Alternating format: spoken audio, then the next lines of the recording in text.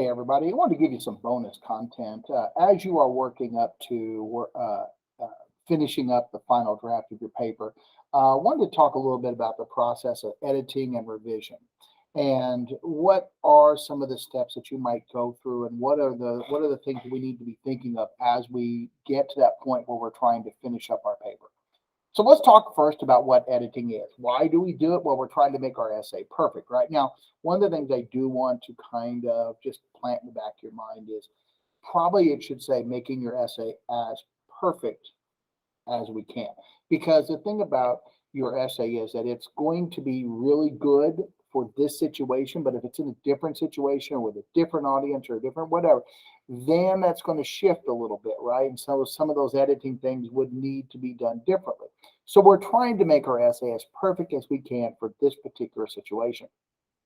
We're also talking about ensuring the quality of your message, because when it comes to your message, you know, if you can present a message that is complete and strong and meaningful and valid and well researched, that goes a long way. But also, you can have all those things in a message. A message has all of those things, but if there's like grammar errors and spelling errors and those kinds of issues, people tend to discount the validity on the other side. So what we're trying to do is we're trying to pull all these pieces together to really make sure that your message is as quality as it can be, as meaningful as it can be, and as effective as it can be. Then we're going to refine the message and adjust the message for what we are doing. Now, when we talk about editing, we're really talking about a two-step process, the global editing and then the mechanical editing. And we do that in this order. And I know that it is very tempting just to jump right to the mechanical editing, but it really is important to try to do this in this order.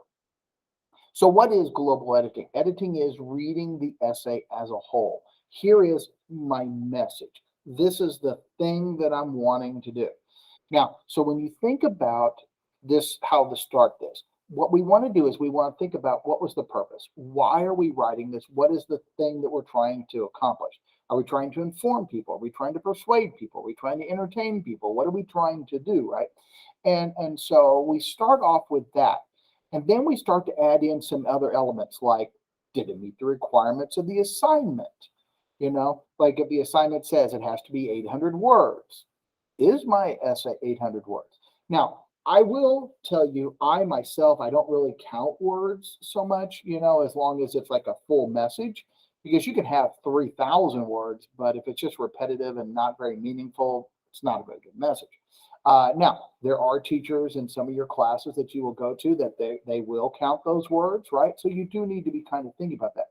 But it's probably more like things like need to have 3 sources, or it should be an MLA style, or whatever it might be. And so you have to look at your paper and say, did I meet the requirements? Think about things like compare and contrast. If the essay assignment was compare and contrast, and you say, here's one thing, and that's it. You can't compare and contrast one thing, right? Or if it's like, persuade your audience that this is the best policy, and you describe the policy and you don't go past that. So you really want to think about, did I meet the requirements of the assignment? Not just some of the nuts and bolts numbers things, but also like the goal and the purpose of it. Does it meet the needs of my audience? So we really want to think about the audience. Who is going to be reading this? And did I do the things that I need to do for them? Does my audience already know about this? Does my audience already have some background information? Is my audience starting from scratch? Because all those things go into account, because then my audience needs certain things, right? If I was changing a ceiling fan, for instance, right, and I take the old ceiling fan down and I look at my new one and I got a white wire, a black wire, and a green wire, and I look up in the ceiling and there's a black, a green, a white, and then a blue. And I look at my instructions, it doesn't say anything about a blue, right? And so that's a point in which the writer of those instructions did not take into account that there's something that your audience might run into. And so now my needs as a reader weren't met, right? So think about that. Is my essay done? Is my paper done? Did I answer all the questions that my audience might have? And did I meet the goal of my thesis? The thing I started with, the thing I said, this is what I want to do, did I actually do that? Now, we also want to think about computer editing issues. Those things do sometimes happen, especially if you have like a lot of revision, you've done a lot of editing, you've done a lot of adding and subtracting and rearranging or whatever. So sometimes it's like you added something in and now the font changed. Or maybe like you were like rearranging some points and you grabbed three of the four paragraphs that you wanted to move, right? So you always want to take a good look at the and to make sure, is it all still right based on the computer? Now, how do we global editing? So there's a lot of different ways that you can do this, a lot of different things that you can do to help you with this. Because again, we're looking at the message. This is what my paper is saying, right? Peer review. Have one of your friends, your classmates, someone take a look at this, right? Um, I really, and we will do this on some of our assignments where you're going to share your paper with other people. But it's really good to have someone in the class help you with this for a lot of reasons. First off, you guys are in the same situation, right? You're writing the same paper, so you really know what you're doing, right? Like I know what the assignment is, and so I go into it with that kind of mindset. Like this is the thing I think we're supposed to be doing. That's really good. I think also too, if you're looking at your peers, you have a relationship with them, right? That this is somebody that gets me, understands me, knows me, and wants to help me, right?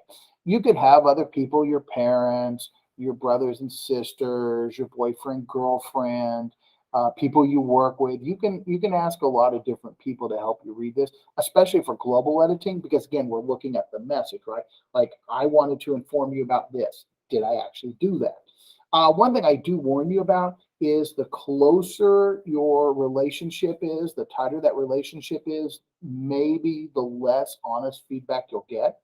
Your boyfriend or girlfriend, they have a vested interest in keeping you happy, so they may not tell you that your paper is really weak in a particular area, right?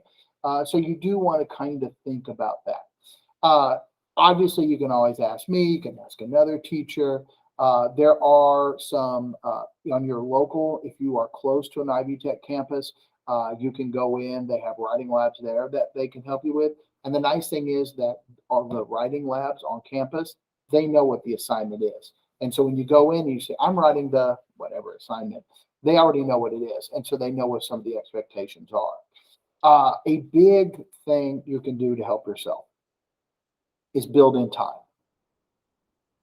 So when you read through your paper, like if you finished writing it and you went and you got a drink and you came back, you started reading it, everything's fresh in your mind. You know what you meant to say. You know what you were going to say. You know all the information, right?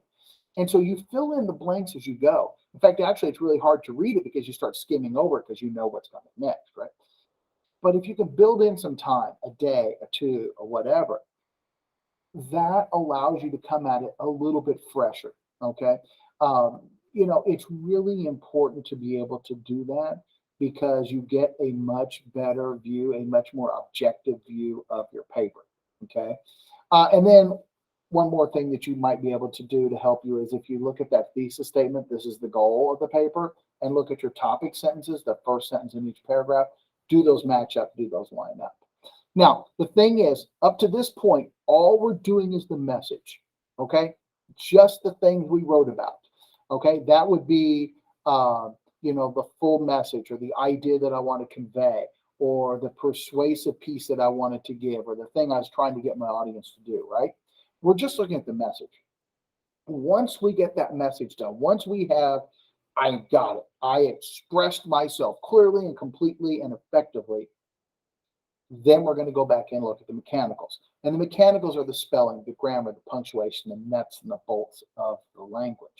Now, I really want you to think about this because, if you think about a doctor, for instance, you have a lot of faith in the doctor and the doctor gives you good information and the doctor is very knowledgeable, right? And the doctor is telling you this thing. You believe a lot of it. But then you take a look at the doctor, and the doctor has spilled lunch down his coat, his lab coat, and it's got a big stain. And maybe his hair is all rumpled and messed up or whatever. Or his office that you're sitting in is all cluttered and there's stuff everywhere. That takes away from the message. You're like, oh, that's a really good piece of information, but look where it's coming from. And that's what's going to happen with your audience. They're going to look at your paper and right, wrong, or otherwise, the audience is oftentimes lazy and oftentimes is looking for the easy way out. So if I'm like trying to discredit or discount you, or if I'm trying to find a reason not to buy into what you say, if I can find little things that are easy to set point out, then that helps them do it easier. That helps them not have to take the information, evaluate the information, and research it and whatever, right? So if they say, oh, look at that information, I don't know if I believe that point. Oh, here's all these misspellings. If their writing is bad, their ideas must be bad too.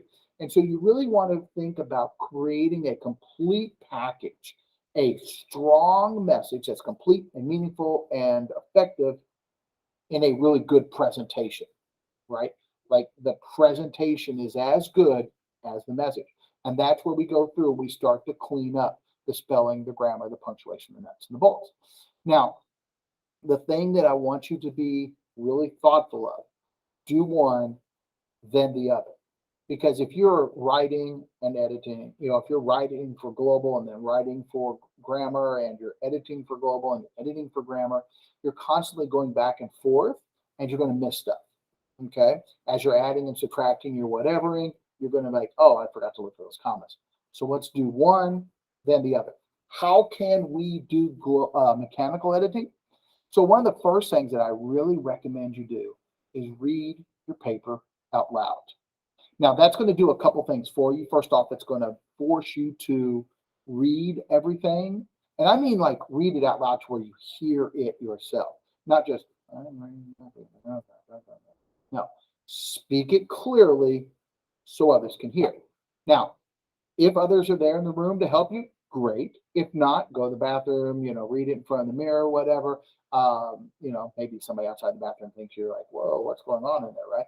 But, the thing is, read it to where you hear it, because you learned English by listening to people around you. If you are a native English speaker, okay, if English is your first language, whatever your first language was, you learned it by listening to the people around you.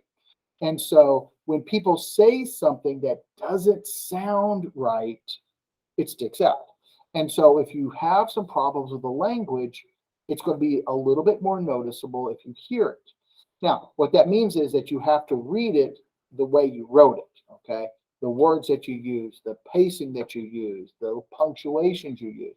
So as you're reading and you hit a comma, that's a short pause. John likes apples, oranges, and pears.